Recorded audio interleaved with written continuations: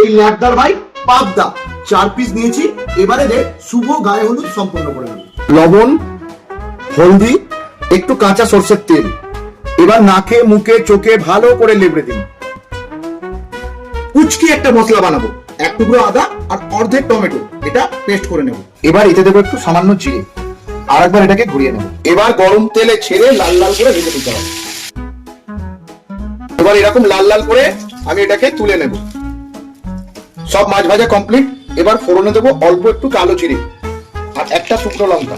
বেগুন কেটে রেখেছিলাম, এগুলোকে এর মধ্যে দিয়ে দেবো।